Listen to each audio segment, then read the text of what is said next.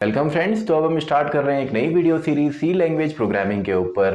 और इस video series के अंदर हम बेसिक से लेकर एडवांस तक जितने भी सी लैंग्वेज के अंदर टॉपिक्स हैं उन सभी को हम डिस्कस करने वाले हैं। और साथ ही में हर एक टॉपिक का जो थ्योरेटिकल पार्ट है यानी कि जो कॉन्सेप्ट है उसको हम समझेंगे, और साथ ही में हर एक कॉन्सेप्ट का जो प्रैक्टिकल पार्ट है उसको हम सिस्टम पे प्रैक्टिकली भी करके देखने वाले हैं। और ये हमारी पहली वीडियो है इस वीडियो सीरीज की। तो यहाँ पे हम देखेंगे सी लैंग्वेज का इंट्रोडक्शन पार्ट, हम देखेंगे कि सी लैंग्वेज क्या है, ये कैसे डिफरेंट है बाकी लैंग्वेजेस से, और साथ ही में अपना जो पहला प्रोग्राम कोड है सी लैंग्वेज के अंदर पहला जो प्रोग्राम है उसको भी हम यहाँ पे लिखने वाले हैं। तो स्टार्ट करते हैं हमारी वीडियो नंबर 1 सी लैंग्वेज प्रोग्रामिंग के ऊपर। तो सबसे पहले इसके जो इंट्रोडक्शन पार्ट है ये हम यहाँ पे देखते हैं। तो सी जो है ये एक जनरल पर्पज लैंग्वेज है। जनरल पर्पज लैंग्वेज का मतलब हुआ यानी कि जिस लैंग्वेज के अंदर मल्टीपल टाइप्स ऑफ सॉफ्टवेयर या प्रोग्राम को लिखा जा सकता है। जैसे कि सी लैंग्वेज के अंदर हम जो है डेस्कटॉप एप्लीकेशंस क्रिएट कर सकते हैं, या आपका यूटिलिटी सॉफ्टवेयर्स को क्रिएट कर सकते हैं। डिवाइस ड्राइवर्स में सी लैंग्वेज में कोडिंग होती है, या इसके अलावा जितने भी हमारे ऑपरेटिंग सिस्टम्स हैं उनका जो मेजर पार्ट है वो भी आपका सी लैंग्वेज में ही लिखा गया है। तो यहाँ पे देखिए, जब भी आप मॉडर्न प्रोग्रामिंग लैंग्वेज की बात करते हैं, जैसे और लैंग्वेज हैं जैसे कि आपका जावा है, या आपका सी प्लस प्लस है, या आपका पाइथन है, अब देखिए इनमें ही ज़्यादातर आपकी कोडिंग होती है। लेकिन अगर आप सी लैंग्वेज को इनसे पहले सीखते हैं, क्योंकि सी लैंग्वेज को mother of all programming language भी बोला जाता है, क्योंकि जितनी भी हमारी मॉडर्न प्रोग्रामिंग लैंग्वेज हैं जैसे आपका जावा है, या आपका सी प्लस प्लस है, पाइथन है, जावा स्क्रिप्ट है, इन सभी का जो सिंटेक्स है वो काफ़ी हद तक लिया गया है सी लैंग्वेज की मदद से। यानी कि सी लैंग्वेज का जो स्ट्रक्चर है, जो इसके प्रोग्राम का सिंटेक्स है, उसी सिंटेक्स को आगे इनहेरिट किया है इन जो आपकी हाई लेवल लैंग्वेज है। तो अगर आप 2 स्टेप प्रोसेस लेते हैं, यानी कि पहले अगर आप सी लैंग्वेज सीखते हैं एंड देन इसके बाद अगर आप सी प्लस प्लस, पाइथन या जावा सीखते हैं, तो इससे आपका जो प्रोग्रामिंग है वो भी काफ़ी ज़्यादा स्ट्रांग होती है। तो सबसे पहले यहाँ पे हम देख लेते हैं सी लैंग्वेज को जो इन्वेंट किया था वो किया था आपका डेनिस रिची ने। डेनिस रिची ने इसको इन्वेंट किया था 1972 के अंदर, और ये आपका किया था एट&टी बेल लैब्स के अंदर, जो कि आपका यूएसए के अंदर है, तो कई बार एग्जाम में पूछा जाता है कि सी लैंग्वेज को इन्वेंट किसने किया था, तो इसको इन्वेंट किया था आपका डेनिस रिची ने। तो यहाँ पे इसके फीचर्स क्या हैं, तो इसके फीचर्स में हम देख लेते हैं। सबसे पहले सी लैंग्वेज को सीखना आपका सिंपल है, इसका जो सिंटैक्स है वो काफ़ी सिंपल है, एंड ईजी टू लर्न ये लैंग्वेज है। ईजी टू लर्न ये लैंग्वेज है। जैसे जैसे सीरीज बढ़ेगी आप देखेंगे काफ़ी आसान है सी लैंग्वेज में कोडिंग करना। नंबर 2 हम यहाँ पे लिखते हैं कि जो सी लैंग्वेज है ये आपका एक केस सेंसिटिव लैंग्वेज है। C language is a case sensitive language.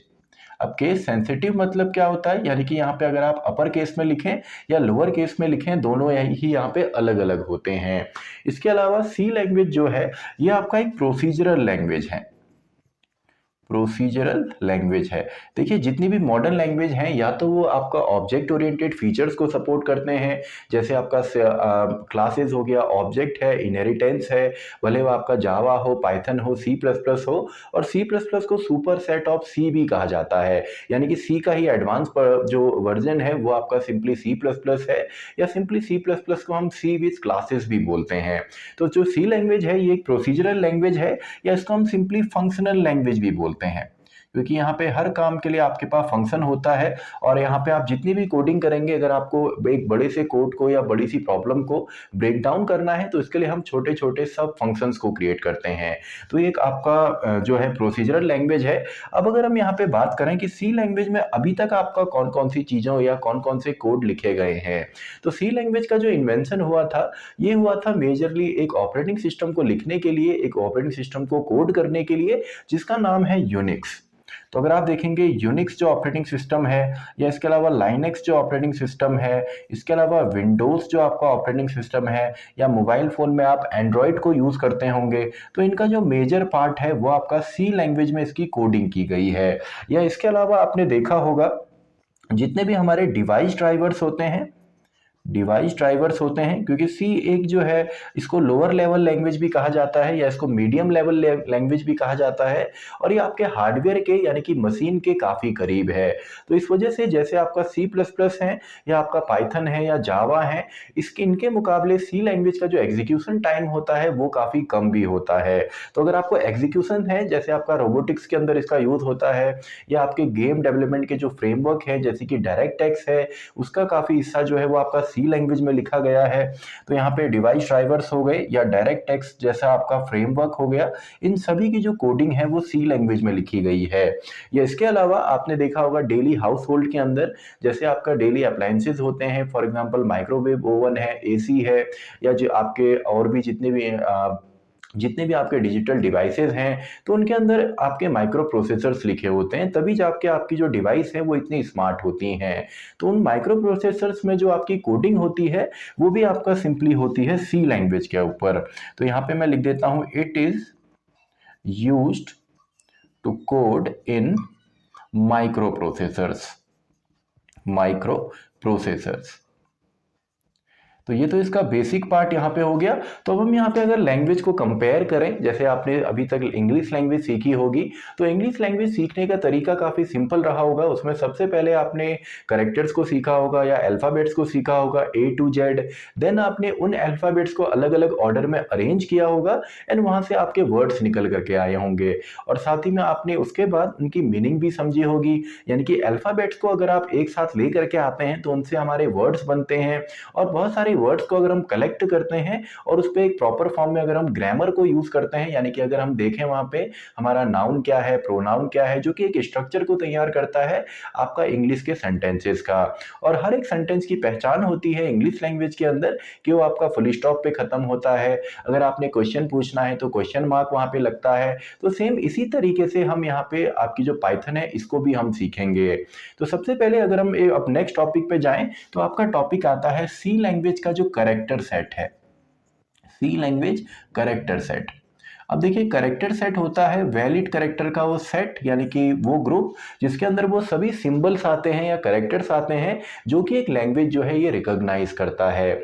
यानी कि जैसे अगर आप देखेंगे, अगर मैं इंग्लिश में कोई भी सेंटेंस बोलता हूं तो आप शायद समझ जाएं कि सेंटेंस के अंदर आपका नाउन क्या है, प्रोनाउन क्या है, क्या ये सेंटेंस आपका करेक्ट है। तो ऐसे ही यहाँ पे एक सेट हम देखने वाले हैं, यानी कि ऐसे सिंबल्स का सेट जिसकी मदद से हम सी लैंग्वेज की कोडिंग करते हैं या हम इसके अंदर से अलग अलग चीजों को लेकर के आते हैं। तो सी लैंग्वेज के अंदर हम यहाँ पे यूज कर सकते हैं आपके कैरेक्टर्स को, या सिंपली अल्फाबेट्स हम बोल सकते हैं, जैसे A to Z आपका अपर केस है और साथ ही में A to Z आपका लोअर केस भी है। साथ ही में हमारी यहाँ पे डिजिट्स भी यूज होते हैं, यानी कि डिजिट्स हम यूज करेंगे 0 to 9। इसके अलावा हम यहाँ पे वाइट स्पेसेस को यूज करेंगे। वाइट स्पेसेस होते हैं जैसे कि आपने अपने कीबोर्ड से अगर आप टैब को प्रेस करते हैं, आप इंटर की को प्रेस करते हैं, आप स्पेस बार को प्रेस करते हैं, तो उसमें आपके वाइट स्पेसेस आते हैं। तो इसमें मैं एग्जांपल में लिख देता हूं, जैसे आपका टैब है या आपका ब्लैंक स्पेस होता है, तो ETC इसको मैं कर देता हूं, जैसे एंटर की है। और इसके अलावा यहाँ पे हम सिंबल्स को भी यूज करते हैं, अलग अलग सिंबल्स हम यूज करेंगे अपने स्ट्रक्चर को तैयार करने के लिए। जैसे कि आपका यहाँ पे कॉमा यूज होता है, आपका सेमीकोलन यूज होता है, अलग अलग टाइप के यहाँ पे ब्रैकेट हम यूज करते हैं, अलग अलग ऑपरेटर्स यूज होते हैं। तो ये सभी आपका मिल करके बनाता है पाइथन का कैरेक्टर सेट। तो कैरेक्टर सेट को हम बोल सकते हैं it is a set of all varied characters that a language compiler can understand. अब देखिए, जितने भी मॉडर्न लैंग्वेज हैं उनको हम सबसे पहले हम जो लैंग्वेज कंप्यूटर में लिखने वाले हैं या जिस भी प्रोग्रामिंग लैंग्वेज में हम लिखेंगे, तो कंप्यूटर जो है उसको डायरेक्टली तो समझने वाला नहीं है। तो यहाँ पे बीच में आपके ट्रांसलेटर्स आते हैं, यानी कि जो आपका सोर्स कोड है, जो कोड हम लिखते हैं उसको हम सोर्स कोड बोलते हैं, उसको आपका मशीन कोड में कन्वर्ट करेगा एंड देन उसको वो EXE फाइल यानी कि एग्जीक्यूटेबल फाइल में कन्वर्ट करता है। तो यहाँ पे जो कन्वर्ट करने के लिए जो डिवाइस, जो सॉफ्टवेयर हम यूज करते हैं, जिसके ऊपर हम काम करने वाले हैं, उसको हम बोल देते हैं कंपाइलर। तो सी लैंग्वेज जो है it is a compiler language, it is a compiler language. Compiler language यानी कि इसके लिए हम जो सॉफ्टवेयर यूज करेंगे वो कंपाइलर होगा। अब देखिए आपके यहाँ पे अलग अलग ट्रांसलेटर्स आते हैं, एक आपका इंटरप्रेटर होता है और दूसरा आपका कंपाइलर होता है। अब इंटरप्रेटर जो है वो आपका हर एक प्रोग्रामिंग लैंग्वेज, जैसे आपका पाइथन है वो एक इंटरप्रेटेड लैंग्वेज है, तो वहाँ पे जब हम सोर्स कोड लिखते हैं तो इंटरप्रेटर लाइन बाय लाइन उसको आपका मशीन कोड में कन्वर्ट करता है, यानी कि पहले पहली लाइन को देन दूसरी देन तीसरी। लेकिन जो कंपाइलर्स होते हैं ये भी आपका मशीन लैंग्वेज में ही कन्वर्ट करते हैं, लेकिन ये पूरे कोड को एक ही बार में कन्वर्ट कर देते हैं, यानी कि जो भी हम कोड लिखेंगे उसको हम रन करेंगे, उसको हम कंपाइल करेंगे तो एक ही बार में पूरा कोड जो है वो कन्वर्ट हो जाता है। तो सी लैंग्वेज एक कंपाइलर लैंग्वेज है, यानी कि यहाँ पे हम कंपाइलर का यूज करते हैं और इसका जो एक्सटेंशन है वो होता है डॉट सी, यानी कि जो भी आप फाइल लिखेंगे, फाइल बनाएंगे, उसके अंदर अगर आप उसको जब सेव करेंगे तो उसका जो एक्सटेंशन होगा, जैसे आपके HTML फाइल का .html होता है, अलग अलग इमेजेस का JPG PNG होता है, PDF का .pdf होता है, वैसे हमारा सी लैंग्वेज का जो एक्सटेंशन है वो .c है।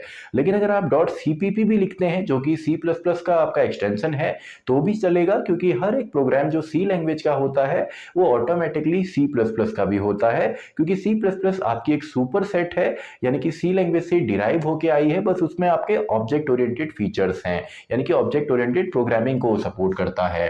तो आई होप आपको बेसिक्स यहाँ पे समझ में आया होगा कि इसके एडवांटेजेस क्या हैं और साथ ही में सी लैंग्वेज का कैरेक्टर सेट क्या है। तो अब हम देखते हैं कि यहाँ पे टोकन्स क्या होते हैं। देखिए टोकन्स आपके स्मॉलेस्ट यूनिट होते हैं या स्मॉलेस्ट इंडिविजुअल एलिमेंट्स होते हैं, जिसको कि आपका कंपाइलर यूनिकली आइडेंटिफाई कर सकता है। इसको आप ऐसे समझ सकते हैं जैसे इंग्लिश लैंग्वेज का एक सेंटेंस है, तो उस सेंटेंस को अगर हम ब्रेक डाउन करेंगे तो हमें पता लगेगा कि उस सेंटेंस के अंदर आपके पंक्चुएटर्स कौन से हैं, यानी कि कॉमा कहाँ पे है, आपका फुल स्टॉप कहाँ पे है, कहीं पे कोलन लगाना है, आपने क्वेश्चन मार्क लगाना है, या इसके अलावा नाउन कौन सा है, प्रोनाउन हो गया, वर्ब है, एडवर्ब है। यानी कि एक सेंटेंस से हम समझ सकते हैं कि इंग्लिश लैंग्वेज के स्ट्रक्चर से कौन कौन सी चीजें वहां पे लग रही हैं। तो वैसे ही यहाँ पे भी आपका जो सबसे छोटी यूनिट होती है उसको हम बोलते हैं टोकन्स। तो टोकन्स हमारी स्मॉलेस्ट यूनिट होती हैं, और आपका जो सी लैंग्वेज है इसके अंदर जो बेसिक टोकन्स होते हैं वो होते हैं कीवर्ड्स। अब कीवर्ड्स आपके प्री डिफाइंड वर्ड्स होते हैं, यानी कि जो पहले से एक प्रोग्रामिंग लैंग्वेज के अंदर फिक्स कर दिए गए, जिनका स्पेसिफिक वर्क होता है, जिनकी मीनिंग फिक्स होती है, तो इनको हम रिजर्व्ड वर्ड्स भी बोलते हैं, इनको हम प्री डिफाइंड वर्ड्स भी बोलते हैं। और हर लैंग्वेज में आपको कुछ कीवर्ड्स मिलते हैं, जैसे यहाँ पे आपके जो कीवर्ड्स हैं उसके अंदर आपके आ जाते हैं, जैसे आपका इफ है, एल्स है, या आपका आप यहाँ पे फॉर लिखेंगे, वाइल लिखेंगे, डू लिखेंगे, ब्रेक है, कंटिन्यू है। तो जैसे जैसे सीरीज आगे बढ़ेगी इनको आप अच्छी तरीके से समझते हुए जाएंगे, क्योंकि हर प्रोग्राम में ऑलमोस्ट हम कुछ कीवर्ड्स का यूज तो करते ही हैं। तो पहले हमारे जो टोकन है वो कीवर्ड है, और इन कीवर्ड को हम लोअर केस में लिखते हैं, इनको हम लोअर केस में लिखते हैं। यानी कि अगर आप इफ को इस तरीके से लिखते हैं तो ये रॉन्ग होगा, इसको आप इस तरीके से नहीं लिख सकते। तो इस प्रोग्रामिंग को जब डेवलप किया गया होगा तो कुछ वर्ड्स लिए जिनको आगे हम यूज करेंगे अलग अलग पर्पस के लिए इस प्रोग्रामिंग लैंग्वेज में, और इनको हम लिखते हैं लोअर केस में। यानी कि आप चाहें तो इस प्रोग्रामिंग लैंग्वेज में अपर केस में भी कुछ चीजें लिख सकते हैं, लेकिन आपने ट्राई करना है कि ज्यादातर आप लोअर केस में ही लिखें। तो सबसे पहले कीवर्ड्स होते हैं, देन हमारे यहाँ पे आते हैं आइडेंटिफायर्स।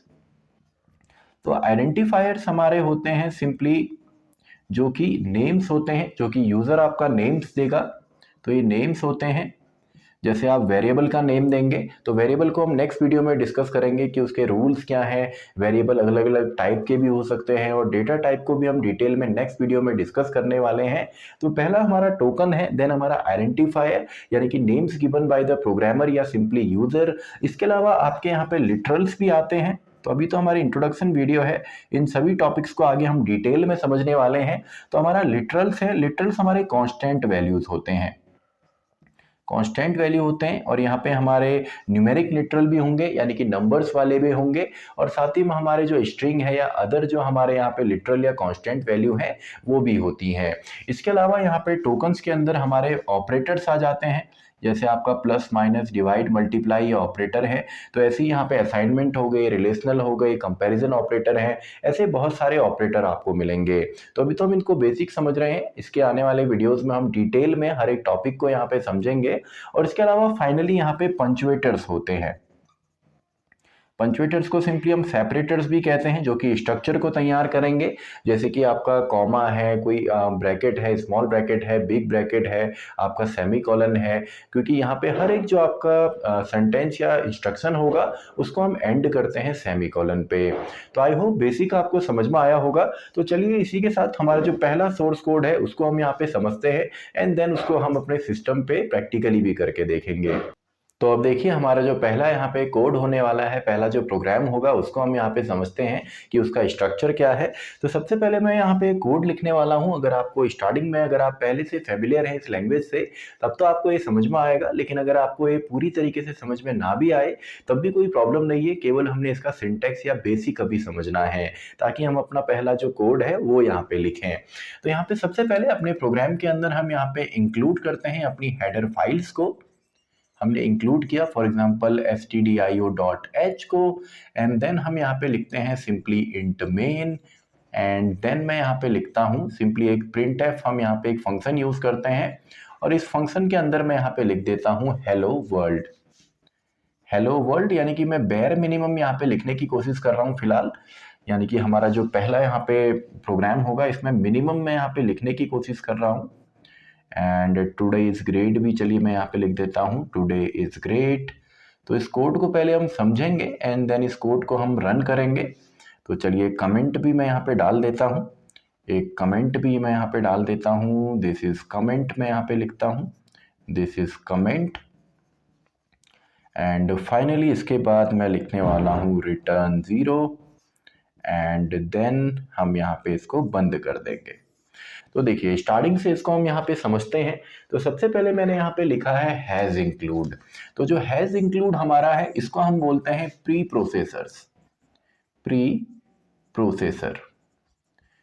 Processor directive. तो देखिए जब भी आप सी लैंग्वेज में लिखेंगे तो आपको ये बेसिक कोड तो वहाँ पे दिखेगा ही, यानी कि जो हैज़ इंक्लूड है या studio.h है, stdio.h, तो ये आपको लगाना ही पड़ता है। एक तरीके से ये प्री प्रोसेसर डायरेक्टिव है। इसका मतलब ये होता है कि आपका देखिए यहाँ पे एक फंक्शनल प्रोग्रामिंग है, तो यहाँ पे जितना भी काम होगा वो फंक्शंस के फॉर्म में होगा। तो सबसे पहले हम यहाँ पे इंक्लूड कर रहे हैं एक फाइल को, जिस फाइल का नाम है stdio.h। तो इसका फुल फॉर्म है standard input output header file. यानी कि अगर आप अपने प्रोग्राम में देखेंगे तो हमने यहाँ पे एक फंक्शन यूज किया है जिसका नाम है printf। तो अगर आप देखते हैं, जैसे आपने प्रीवियस अगर क्लासेस में अगर आपने फंक्शन पढ़े होंगे, फॉर एग्जांपल अगर आपने एक्सेल में पढ़े होंगे, तो आपने देखा होगा फंक्शन को सिंपली अगर हम समझें तो फंक्शन में एक आपका नेम होता है, देन हम यहाँ पे ब्रैकेट लगाते हैं एंड इनमें हम कुछ आर्ग्यूमेंट्स देते हैं। जैसे यहाँ पे हमने किया है, फिलहाल एक ही आर्ग्यूमेंट हमने दिया है। तो ये फंक्शन जो है ये आपका रिसाइड करता है इस फाइल के अंदर, यानी कि studio.h एक हेडर फाइल है, standard input output header file. यानी कि इस फाइल के अंदर कुछ ऐसे हमारे फंक्शन होंगे जो कि हमको स्टैंडर्ड इनपुट डिवाइस यानी कि कीबोर्ड से इनपुट लेने में हेल्प करते हैं, और स्टैंडर्ड आउटपुट डिवाइस यानी कि हमारा मॉनिटर या स्क्रीन हो गई, वहां पे आउटपुट देने के काम में आते हैं। तो यहाँ पे जितने भी हमारे फंक्शन है इनपुट आउटपुट के लिए, फिलहाल अभी तो हमने केवल प्रिंट किया है, हमने यहाँ पे कोई भी चीज रीड नहीं की, यानी कि हमने इनपुट नहीं लिया, केवल हम स्क्रीन पे आउटपुट दे रहे हैं। लेकिन ये जो फंक्शन है ये होते हैं इस हेडर फाइल के अंदर। तो सबसे पहले अपने प्रोग्राम को हम यहाँ पे इंस्ट्रक्शन दे रहे हैं कि इस फाइल के अंदर जितने भी फंक्शन है उनको हम अपने सोर्स कोड में यूज करने वाले हैं, तो इसको आप हमारे मेन प्रोग्राम के अंदर इंक्लूड कीजिए। तो यहाँ पे तभी हमने लिखा है has include standard input output .h। तो .h यहाँ पे क्या बताता है कि ये एक हेडर फाइल है, कि ये क्या है, एक हेडर फाइल है।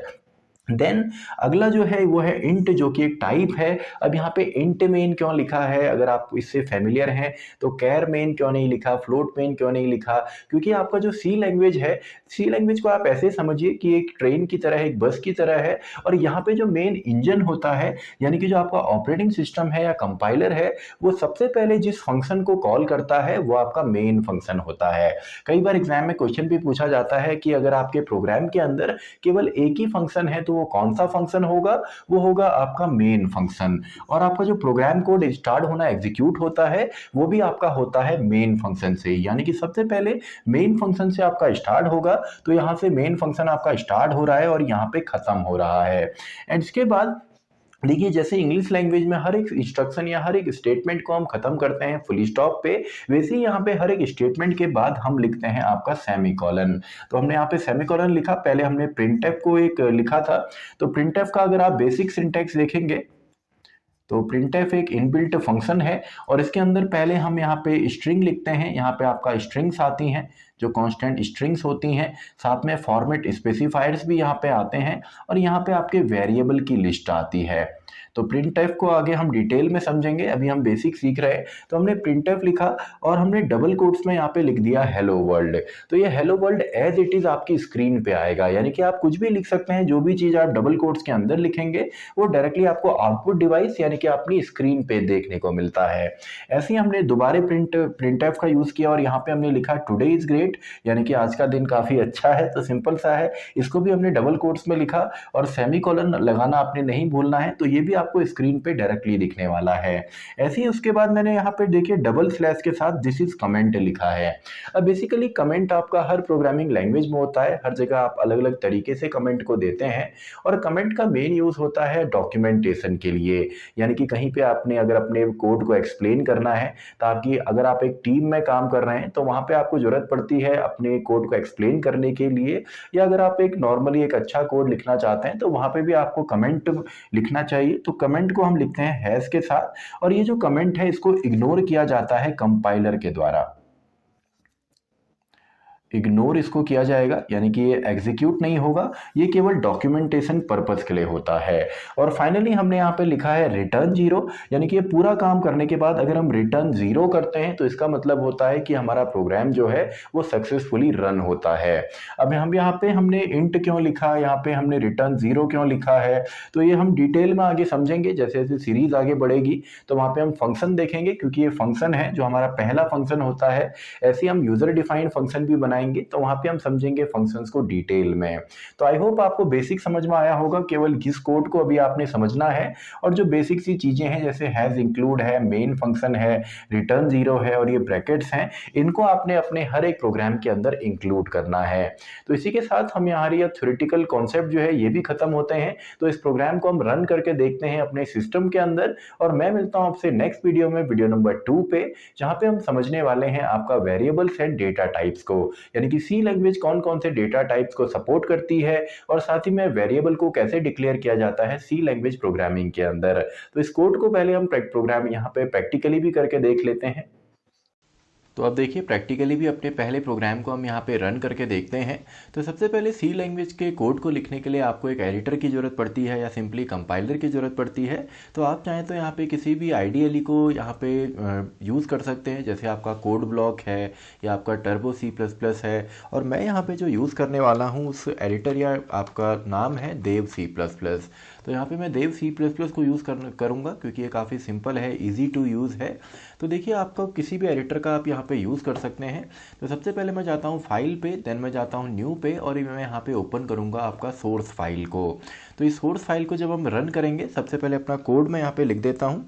तो ये हमारा पहला प्रोग्राम है, this is our first program, और यहाँ पे मैं इंक्लूड करता हूँ। सबसे पहले अगर आप इसको इंक्लूड नहीं करेंगे तो यहाँ पे आपको एरर भी मिलेगी, यानी कि अगर आपने यहाँ पे इसको अपर केस में लिख दिया या अगर आपने यहाँ पे ब्रैकेट्स अलग यूज़ किए या अगर आप इसको अपर केस में लिखते हैं तो ये सभी चीज़ें आपको यहाँ पे एरर देती हैं। आपको सिंपली यहाँ पे लोअर केस में ही टाइप करना है अपनी प्रोग्रामिंग का जो कोड है।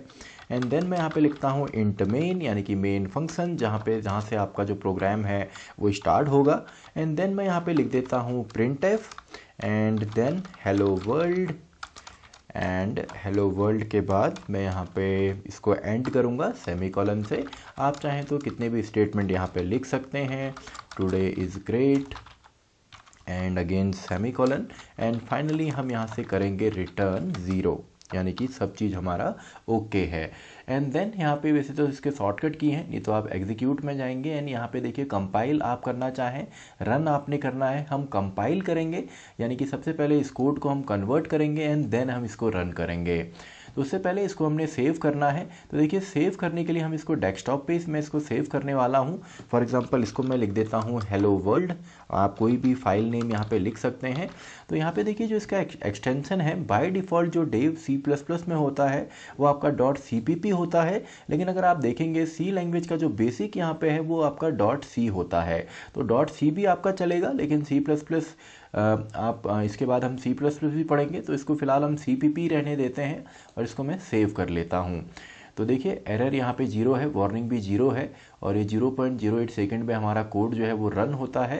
तो यहाँ पे आ गया hello world and today is great. अब देखिए हमने 2 प्रिंटफ यूज़ किए, लेकिन ये दोनों सेम लाइन पे आ रहे हैं क्योंकि बाय डिफ़ॉल्ट आपका प्रिंटफ एक लाइन का स्पेस नहीं देता।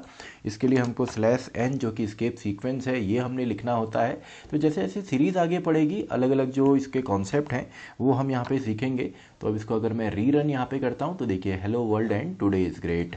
तो आई होप आपने भी अपना पहला जो कोड है वो लिख दिया होगा। काफ़ी इजी है, जैसे जैसे सीरीज़ आगे बढ़ती है हर एक कॉन्सेप्ट को हम डिटेल में यहाँ पे समझेंगे। तो इसी के साथ हमारी ये वीडियो भी खत्म होती है, वीडियो नंबर 1। तो मैं मिलता हूँ आपसे नेक्स्ट वीडियो में, वीडियो नंबर 2।